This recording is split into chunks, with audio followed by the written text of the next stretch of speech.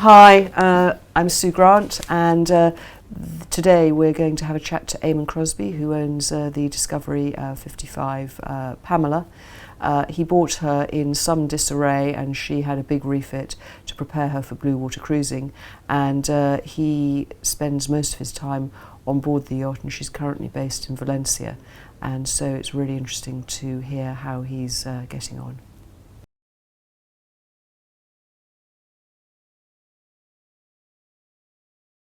Hi Eamon, you're on your Discovery 55 Pamela. I can see you in Valencia in lovely sunny weather.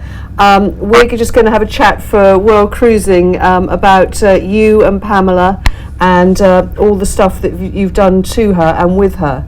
So in 2018, I remember well that you bought a rather sad Discovery 55 and you equipped her to go on a world trip. What were the really important areas that you covered in the refit that you felt were key because the boat was going to sail a long way? Well, the most important things were connected with the structure, integrity of the boat, the mast, the keel, steering systems. Because the keel came off, didn't it?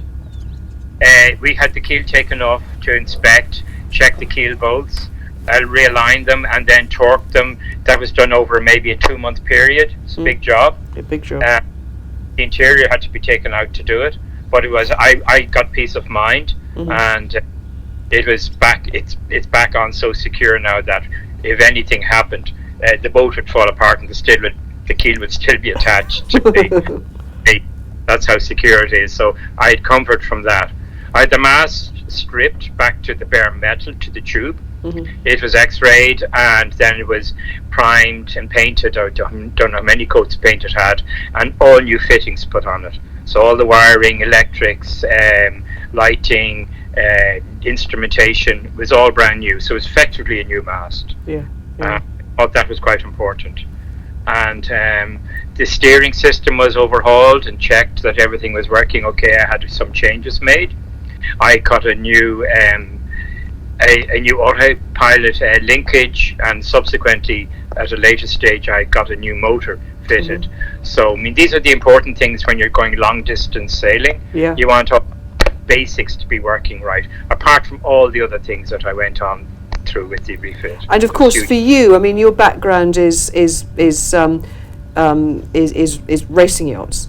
So for you, performance is important. So she's got the most amazing sails. Yeah, North 3DIs, which are the Volvos around the world racers, and the all the single-handed guys, they use 3DIs. So you go around the world on the same suit of sails without any distortion in the shape of the sail. There's no stitching of panels, so you don't get rotting threads and sail splitting because of that, because it's all one piece, and it's much better performance, better for safety, better from every point of view. Right, okay. And so since you she came out of Berthon, and I mean, I know that you've carried on spending money on Pamela because you and Pamela spend a lot of time together. But you took her to the Canaries, you sailed in the Mediterranean, and what for you has been important about Pamela? What's been really good about her cruising with her in the Mediterranean? What features are important for cruising in that area, do you think? Well, to be honest, with the Mediterranean, I did an awful lot of motoring because half the time I didn't have enough wind. Anchoring was, I put a Rockna anchor on it, so I was off Formentera for about a month, and we had a couple of storms come through, and I had the peace of mind of having a good Rockna anchor and a new 110 meter chain.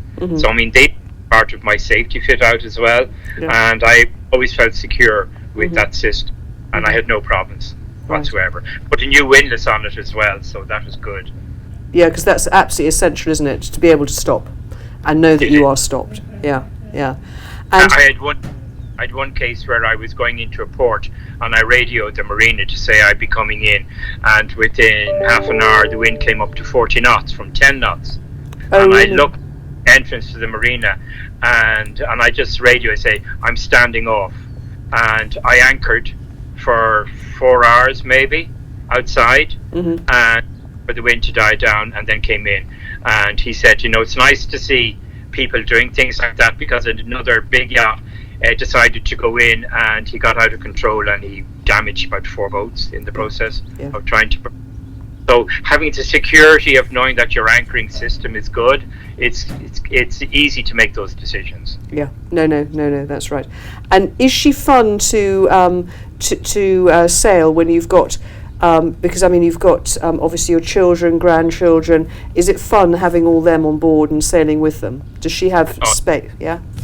They love it. They love it. Yeah, I mean here in Valencia, my 3 granddaughters here.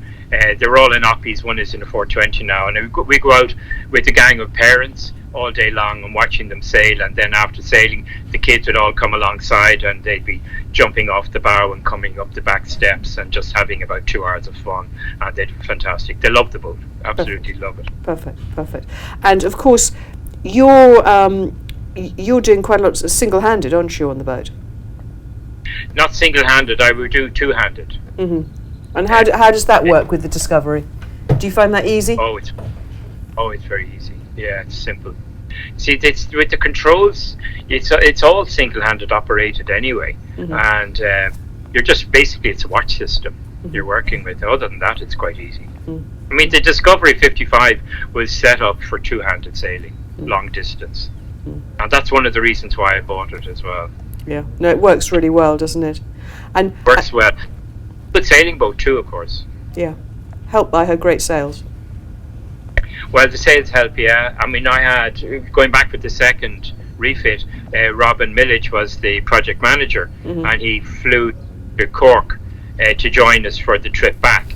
And it's around maybe 300 miles, mm-hmm. and we had 15 knots true wind, beam to Land's End, and broad reach Land's End to the Needles. We averaged 10 knots. Wow.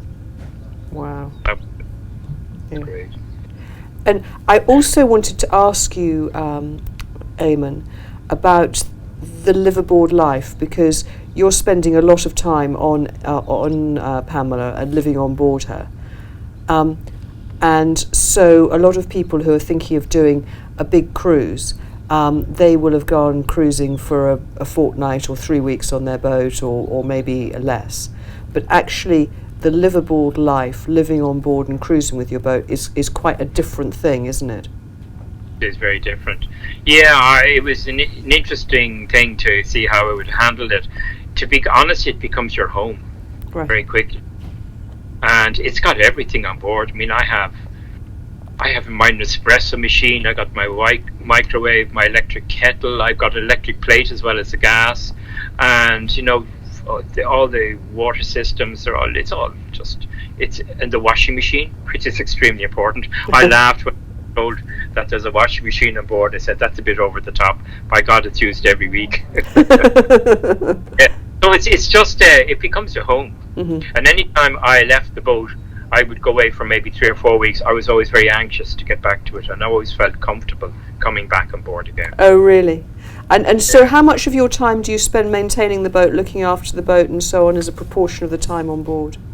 Well, any kind of a boat, you're always cleaning. There's always something to be done. I find the kind of person I am, if I see anything that's wrong, I make a note of it, mm-hmm. and bit notes, and then pick them off as they're all done. Some I can do myself, some of them I might have to get someone from a yard to do a job or two.